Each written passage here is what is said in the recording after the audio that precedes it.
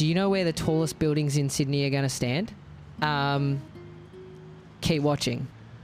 Before we get to the modern towers, the story actually begins right here with the heritage architecture in front of us. This is the InterContinental Hotel, but historically it was the colonial Treasury, built in 1851 to safeguard the massive wealth flowing in from the New South Wales gold rush. The building itself is a fascinating timeline of Sydney's greatest architects. Mortimer Lewis designed the original structure, but as the colony grew, a succession of master builders left their mark here. Edmund Blackett added the stables, Walter Liberty Vernon constructed the fireproof strong rooms, and George McRae completed the Bridge Street wing. Even James Barnett, the man responsible for most of Sydney's landmark sandstone, started his public career right here, supervising this site. As we walk down Bridge Street, you're going to see their work everywhere. These men essentially spent 50 years shaping this entire corridor into a monumental wall of heritage sandstone. But the building's history didn't stop with the colony's gold. After the government departments finally packed up and moved out, the New South Wales Police Department took over this Bridge Street wing in 1967. For 15 years, right up until 1982, these grand old rooms were used as crowded police administrative offices.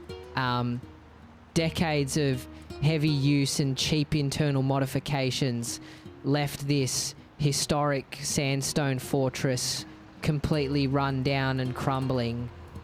By the late 1970s, it looked so bad that it was actually slated for the wrecking ball to make way for a modern high-rise. It's fair dinkum lucky to be standing. It was only saved by a fierce, years-long Green Band campaign by union workers and heritage activists who flatly refused to tear down Sydney's history, paving the way for it to be beautifully restored into the luxury hotel you see today. It's a grand colonial fortress.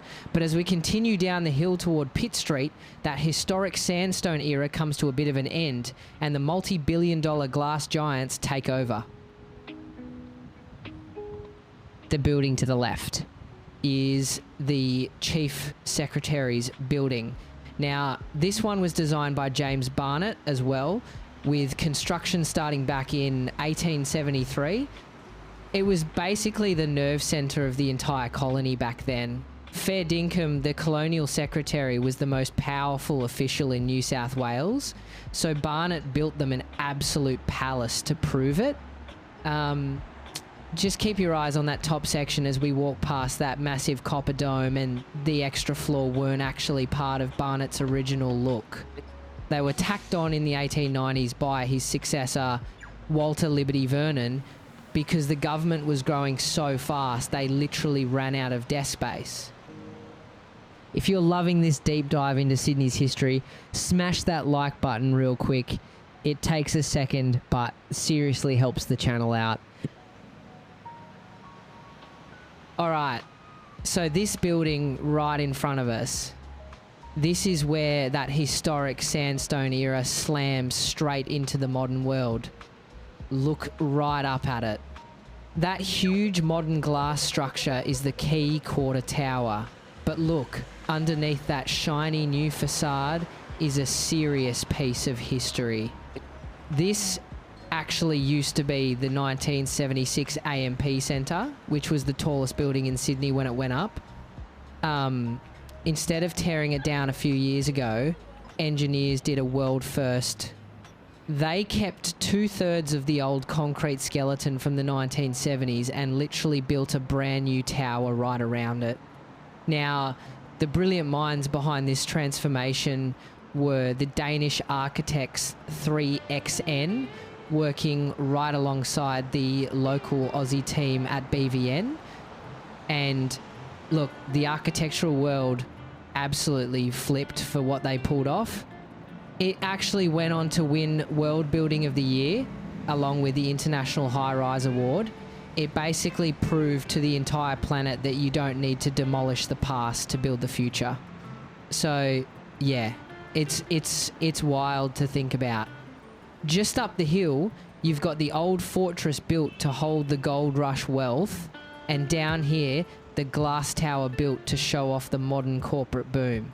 Now, if you're wondering about the museum just back there on the corner, that marks the exact site of Sydney's first government house from 1788. It's completely free and well worth a visit. Circular Quay is just down there. So if you are ever wondering how to get here yourself, look, most visitors only go and see the Opera House and look at the bridge. But come for a wander just up here.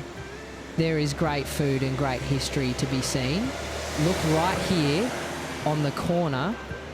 This is Booth House, designed in 1938. See those long wrapping bands of Art Deco windows?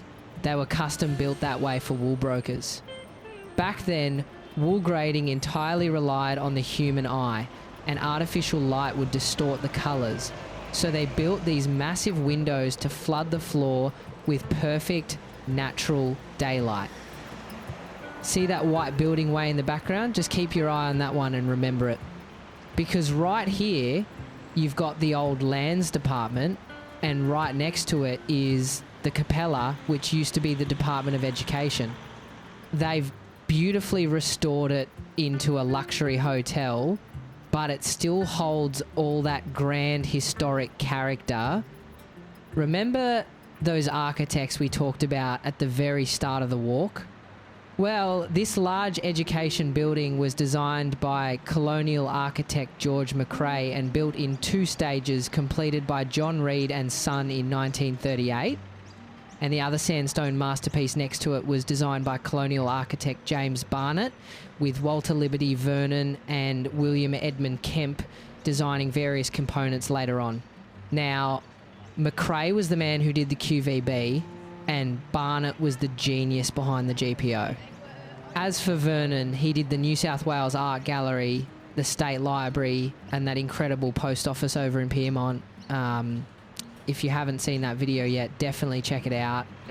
Of course, these guys designed dozens of other iconic buildings across the city, but those are some of the heavy hitters, and you can find plenty of those in my other videos too, so check them out. There is a huge push right now in Sydney's urban planning to completely redefine the skyline. For decades, the city had strict limits on how high these buildings could go, but the blueprints are shifting. The vision for the next few decades isn't just about building taller. In fact, under the city's latest planning strategy, they have unlocked specific tower clusters, allowing for true super tall skyscrapers, pushing well over 300 meters into the sky, including right here. But the design genius here is the balance. The city's blueprints are highly engineered, so these 300-meter giants can only rise if they protect the sunlight hitting our historic parks and public squares. Actually, a fellow subscriber and creator over at the channel, Hiding in Plain Sight, did a brilliant breakdown on this exact topic, showing how these sun access laws completely carve out the shapes of our skyscrapers. If you want to deep dive into that side of city planning, definitely check his channel out.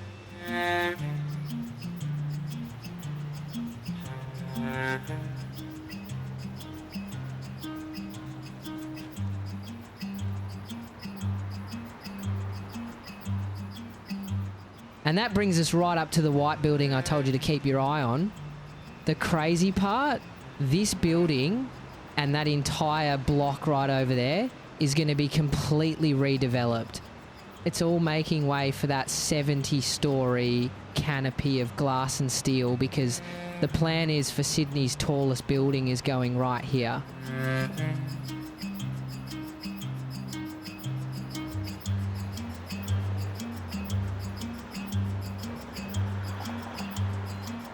Have you ever wondered why this is actually called Bridge Street? Back in the late 1700s, the tank stream, Sydney's original freshwater supply, ran right through here, cutting the early settlement completely in half.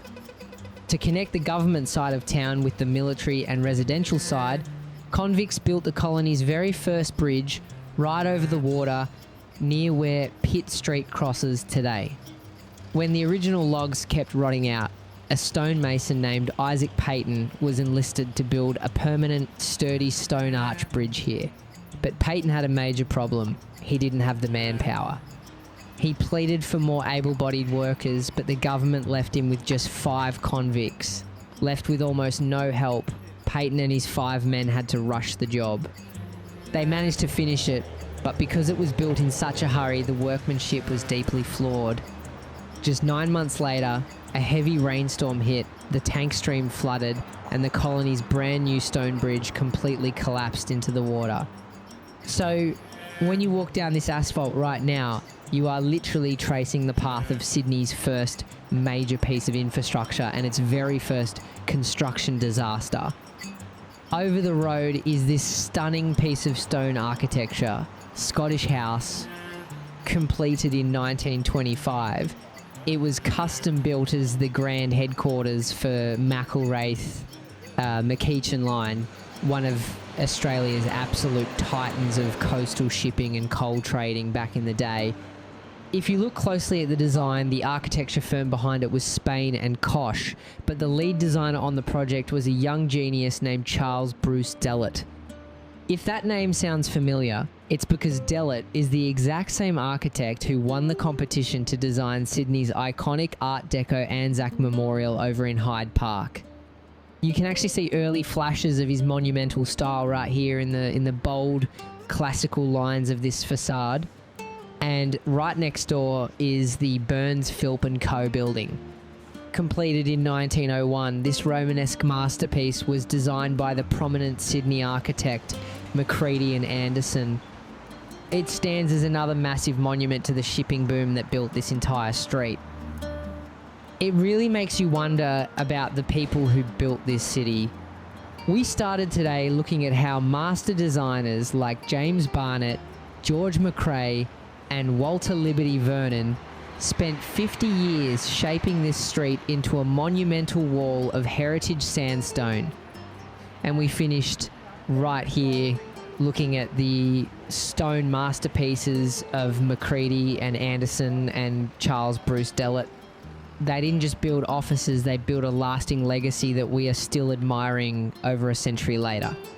So as we watch this street transform and we wait for that 70-story canopy of glass and steel to rise, you have to ask yourself, will the future designers of Sydney's modern skyline be remembered the same way?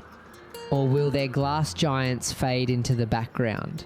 Before I go, a massive shout out to my channel members. You guys actually get your own dedicated screen right now because your support genuinely keeps these walks going.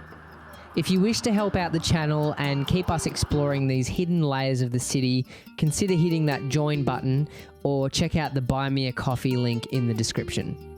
Every single bit keeps us on the move. Don't forget to hit that subscribe button and I'll see you on the next walk. See ya.